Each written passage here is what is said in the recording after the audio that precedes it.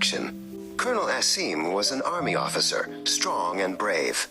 But today, his mission was in a very tall building at a meeting on the 11th floor.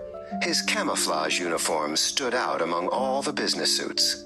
Outside the window, the clouds seemed close enough to touch.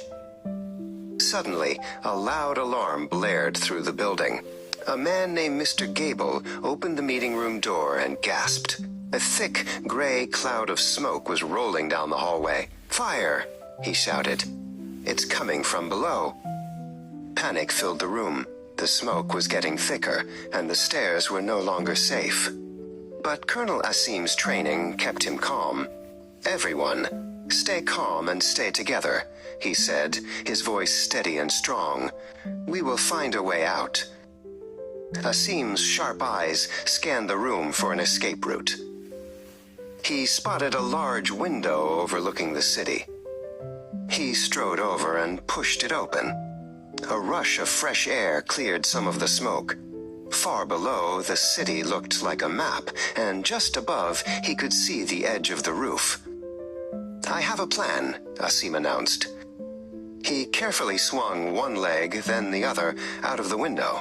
He was standing on a narrow stone ledge high in the sky. He pressed himself against the building's wall.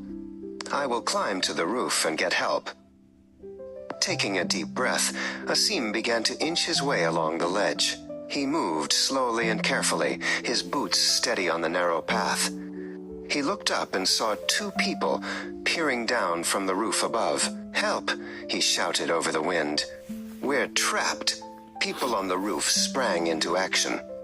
They found a thick rope and lowered it down to him. Asim grabbed the rope with both hands, his knuckles white. He tested its strength, then began to climb, pulling himself up the side of the building, hand over hand. With one last pull, he scrambled onto the roof. He was safe, but his mission wasn't over. He immediately went back to the edge. "We have to get the others," he said to the two people who helped him. They worked together to tie the rope securely to a vent pipe. Asim expertly tossed the rope back down to the open window. "Mr. Gable, tie this around your waist," he instructed. One by one, with Asim and his new friends pulling from above, every person from the conference room was brought up to the safety of the roof. Everyone gathered on the roof, breathing the clear air. Mr. Gable put a hand on Asim's shoulder. "You saved us all," he said. Colonel Asim simply nodded.